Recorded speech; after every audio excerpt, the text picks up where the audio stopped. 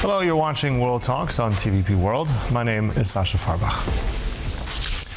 Now, as the Middle East faces growing instability following the recent U.S. Israeli strikes in Iran, Beijing has issued a restrained call for diplomacy, urging all parties to avoid escalation. Now, Chinese Foreign Minister Wang Yi emphasized Iran's sovereignty and the need for dialogue, while carefully avoiding direct criticism of President Donald Trump ahead of his upcoming visit to China.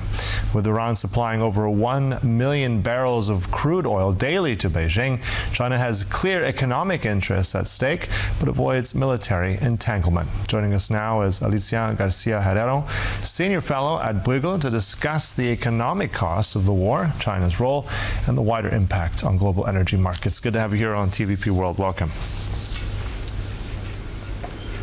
Very nice to be here. Let's begin with exactly that position that is currently being discussed, China's position towards Iran.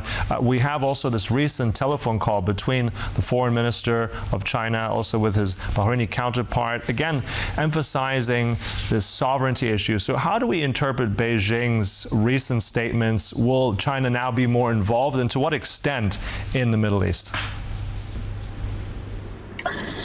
Well, China has decided not to be involved in the same way as China decided not to be involved in Venezuela, and frankly, to be much less involved than it has been in the war in Ukraine.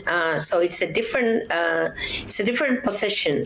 It's not an enabling position. It might have been at the very beginning, if you think about, the stocks of drones in Iran and the components. I'm sure that there has been a build-up, but frankly, maybe without really realizing that it would be used, because this is the U.S. attacking. Yeah, it's not Iran attacking. So now, where are we now? China does not want to meddle with Trump's visit. It is too important. And why? Because I think China wants to have the U.S. pay something in exchange for China's restraint. And that can only be Taiwan. That doesn't mean that the U.S. will give up on Taiwan fully, because that's too high a price to pay for sure. But it could well be, and it has already happened, that the Trump administration will not actually deliver any arms sales as agreed to Taiwan. And in fact, the White House has already stopped the delivery of 11 billion equivalent in arms sales to Taiwan. So you can see that there is surely something in exchange for China's restraint, and obviously also the risk, that this could become a very difficult conflict for both sides. So I think for these two reasons, China has decided to stay right there. Not even to mention, by the way, in Wang Yi's speech, as you mentioned, the word America or the U.S. So very, very far off any even verbal conflict with the U.S. Mm-hmm. I mean, it's a delicate balancing act for sure. You said it's something that China wants to avoid, to meddle, as you said, with that Trump visit that's coming up at the end of March. At the same time, let's also talk numbers here. If we look at the kind of trade, and especially the oil that's coming, or rather not coming now, between Iran and China, China needs that oil. I think it's well about 10-12% of their oil that they get. So that's another card to play. So how significant is that? I mean, China economically is also doing quite poorly compared to even lowest numbers since 1991. Absolutely. So China is a little bit, is at a crossroads when it comes to how long this can last if China doesn't do anything. So if China were convinced that the U.S. is going to keep this conflict going for long, I think China would react, no matter what I said before. But they probably think that the U.S. itself cannot, and Trump himself can't push much further. And frankly speaking, China really spoke up after Trump's recognition last night that, well, maybe the war is nearly over, And China is very happy about this message, because China wants to show that the U.S. made a mistake in attacking Iran. And the reason why I said that China cannot really wait for long is not only Iran exports. This is around, as you said, between 12 to 13%. They are hidden into Iraq exports and also Malaysian exports of oil, which are basically relabeled. But beyond that is the whole Gulf. The Gulf, including Iraq, if you include Iraq in that figure, Saudi, Kuwait, Qatar, it's around 40% of Chinese imports of oil, literally double Russia, and Russia cannot substitute that. So, it's a big, big problem for China, and it's a big problem for the world, no doubt. Mm-hmm. Also, let's stay with the Middle East for a minute. As you said, the wider region, it's not just Iran. We know that I think the Chinese special envoy for the Middle East is currently in some kind of shuttle diplomacy here in the region. What do we make of this? I mean, historically, tell us a little bit about what China's role has been, how critical this region as a whole is, and is this another, let's say, strategic start and imperative for the Chinese to do more?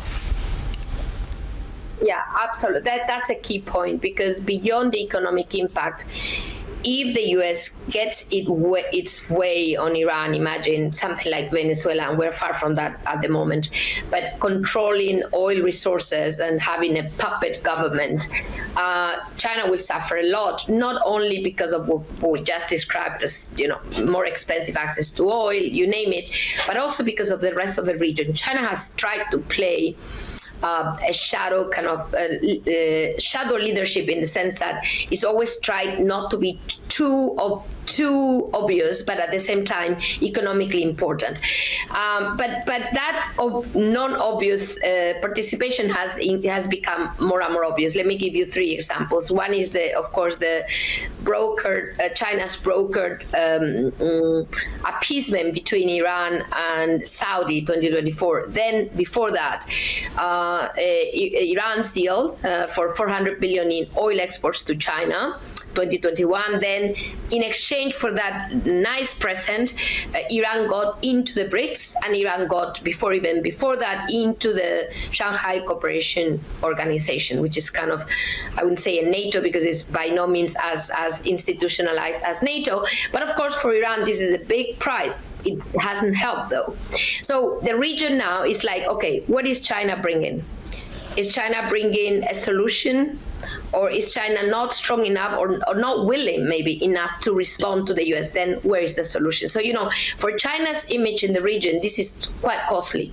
Mm-hmm. I want to jump also a little bit into the future. We already kind of addressed a little bit, is the visit of President Donald Trump to China. Just generally, it's still some time until then, much can happen, but what are your, let's say, strategic sort of outcomes of that? Which way could it go?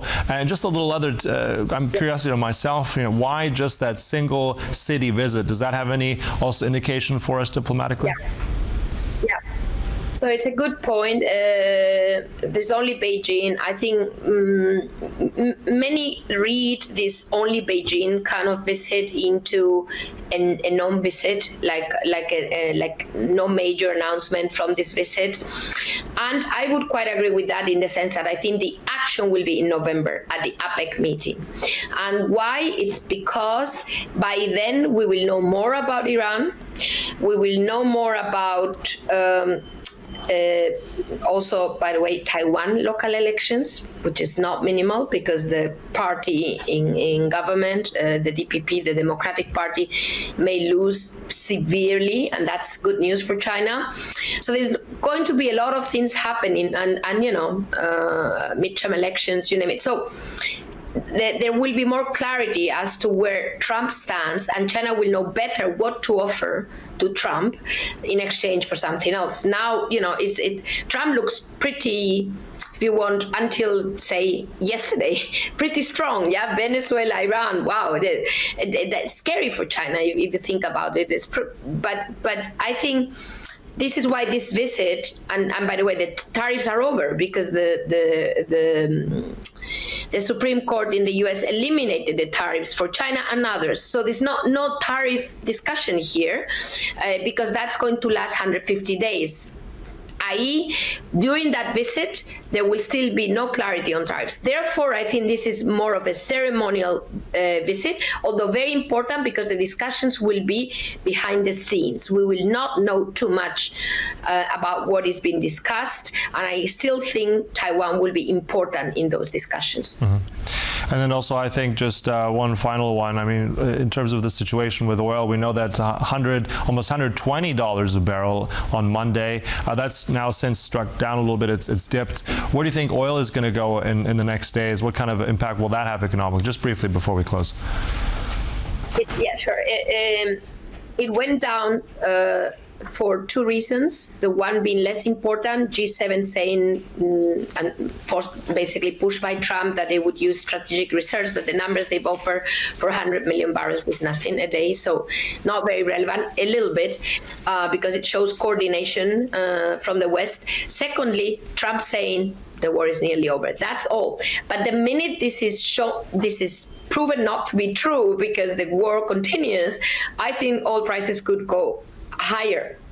And the reason is that Gulf states, including Saudis, started with Abu Dhabi, but even Kuwait now, Saudi, are reducing production because they can't basically store so much oil in the light of the closure of the Strait of Hormuz.